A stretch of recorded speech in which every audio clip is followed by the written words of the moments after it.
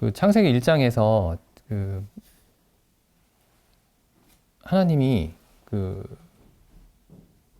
세상을 지으시는데 그 뭐 하나 지으실 때마다 이렇게 말씀하시죠.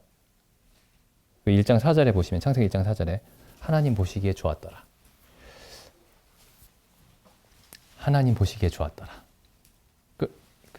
제가 이제 그 창세기 1장을 볼 때마다 하나님이 하시는 일을 보면은 하나님은 하나님 자신의 기쁨만을 추구하십니다. 그리고 만물은 하나님이 기뻐하시는 대로만 지어져야만 됩니다. 그러니까 하나님이 우리의 기쁨을 위해서 일하시지 않습니다. 우리가 그걸 창세기 1장에서 분명히 봐야 되는 중요한 사실입니다. 근데 이제 제가 이제 일요일날 그 주일날 찾아드렸지만은 그런데 예수님이 이렇게 말씀하세요. 하나님이시죠. 나의 기쁨이 너희 안에 있어 너희 기쁨을 충만케 하려 한다. 이렇게 말씀하시죠. 그러니까 우리가 이제 기쁨을 누리는 방식은 뭐냐면 하나님 내가 기뻐하는 일을 좀 해주세요. 하나님이 내가 원하는 일을 해주십시오. 우린 보통 이제 그렇게 하면 우리에게 즐거움과 기쁨이 있죠. 내가 원하는 일이 일어나면. 근데 예수님은 나의 기쁨이 너희 안에 있어 너희 기쁨을 충만하게 하려 한다. 이렇게 말씀하셨죠. 잠깐만 찾아보겠습니다. 요한복음 15장 11절입니다. 내가 이것을 너희에게 이름은 내 기쁨이 너희 안에 있어 너희 기쁨을 충만하게 하려 함이로라. 그리고 사람의 기쁨은 어디에서 오냐면은 하나님이 기뻐하실 때에 사람의 기쁨이 오게 돼 있습니다. 근데 이 부분을 좀 우리가 좀 시간을 두고 깊이 생각해 봐야 될 부분입니다. 그래서 예수님도 이렇게 말씀하셨어요.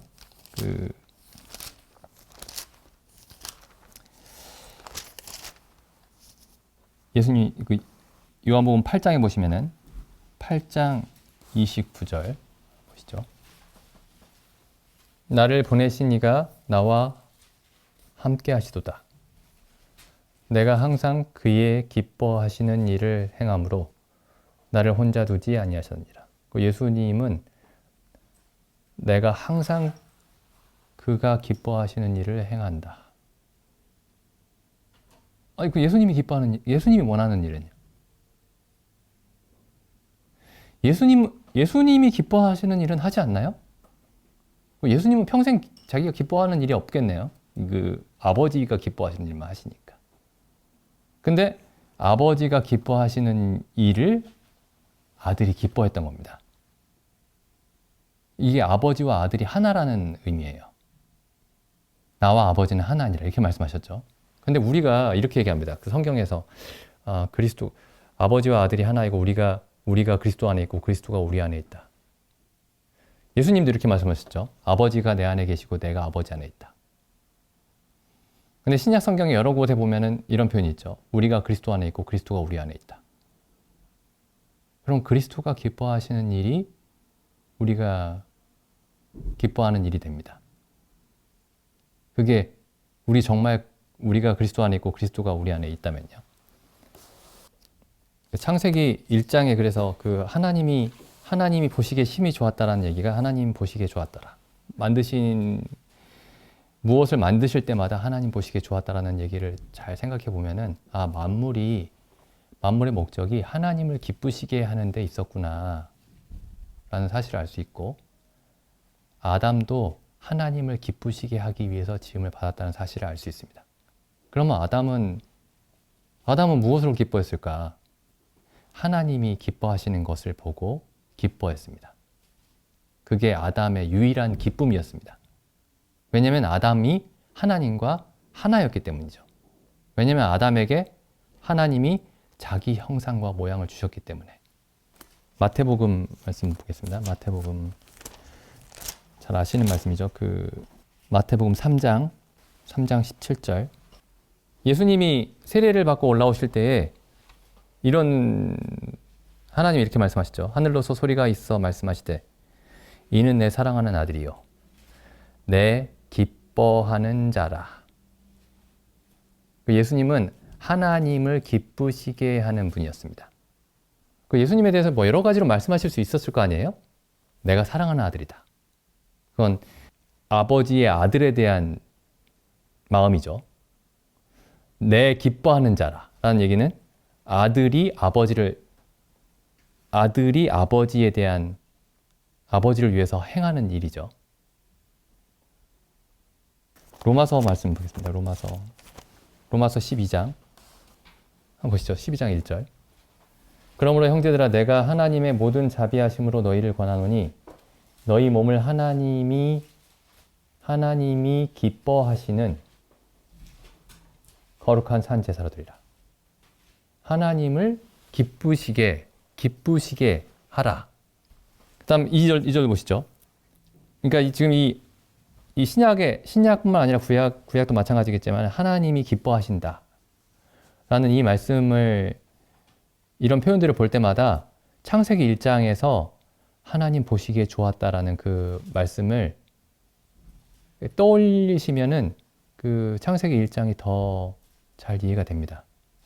12장 2절을 보시면은 너희는 이 세대를 본받지 말고 오직 마음을 새롭게 함으로 변화를 받아 하나님의 선하시고 기뻐하시고 온전하신 뜻이 무엇인지 분별하도록 하라. 하나님을 기쁘시게 할 수 있는, 하나님이 기뻐하시는 뜻, 하나님이 기뻐하시는 제사. 지금 여기 12장 1절 2절을 읽어보시면 이게 지금 구원이라는 것이 본래 만물이 하나님을 기쁘시게 하기 위해서 지음을 받았는데, 그리고 사람이 그 피조물의 대표죠. 피조물의 우두머리인 사람이 하나님을 심히 기쁘게 하기 위해 지음 받았는데, 이 사람이 범죄함으로 인해서 하나님을 기쁘시게 하지 못하게 됐다는 거죠. 근데 그리스도로 말미암아 다시 거듭나게 됐을 때 사람이 할 수 있게 된 일이 뭐냐면, 그러니까 원래 자리로 돌아오는 겁니다. 하나님을 기쁘시게 하는 제사로 자기 몸을 드리고 하나님을 기쁘시게 한다, 이렇게 돼 있죠.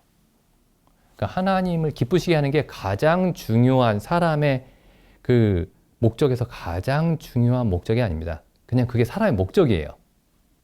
그게 제일 중요하지. 내가 기뻐하는 것보다 하나님을 기쁘시게 하는 게 제일 중요하고, 그 다음에 내 기쁨이 있고, 그 다음에 내 자식의 기쁨이 있고, 이렇게 되는 게 아니고, 그냥 피조물의 목적은 하나님을 기쁘시게 하는 데 있습니다. 마지막으로 빌립보서 말씀 한번 보겠습니다. 빌립보서 2장. 거듭난 사람의 어떤 삶 전체를 설명하고 있는 말씀이죠. 1장부터 보시죠. 1장 6절. 너희 속에 착한 일을 시작하신 이가 그리스도 예수의 날까지 이루실 줄을 우리가 확신하노라. 이제 그리스도께서 우리 안에서 착한 일을 시작하셨습니다. 그리고 그 일이 언제 끝나냐면은 그리스도 예수의 날에 끝납니다. 그리스도 예수의 날에. 그리고 13절에서 다시 한번 설명하고 계세요. 똑같은 사실을. 13절에 보시면 너희 안에서 행하시는 이는 하나님이시니, 하나님은 우리 안에서 일하고 계십니다. 하나님이 우리 안에서 행하시는 일이 뭘까요? 우리가 원하는 것을 이루어 주십니다 라고 얘기하면 잘못된 겁니다. 한번 보시죠. 뭐라고 되어 있냐면은, 어찌 보면 그렇게 말할 수도 있어요. 그런데 보시죠. 너희 안에서 행하시는 일은 하나님이시니까, 하나님이 행하시는 일이 뭐냐? 딱 이거 하나입니다. 자기의 기쁘신 뜻을 위하여, 그러니까 하나님이 기뻐하는 뜻을 위해서 너희로 소원을 두고 행하게 하시나니. 그럼 우리 소원도 있죠. 여기 우리의 소원을 들어주신다 라는 표현이 분명히 있습니다. 너희로 소원을 두고. 근데 우리가 어떤 소원을 둘 때, 어떤 것을 원할 때 무엇을 위해서 원하게 되냐면은 하나님이 기뻐하시는 뜻을 원하게 하십니다. 그러니까 나 이거 원하는데 이게 됐으면 좋겠어. 근데 그게 하나님의 기쁘신 뜻대로 원하게 하십니다.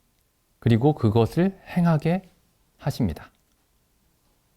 여기 13절 말씀을 잘 보시면은 우리가 기뻐하는 뜻은 어디 간 거예요? 우리의 기쁨은 어디에 갔죠? 우리의 기쁨은?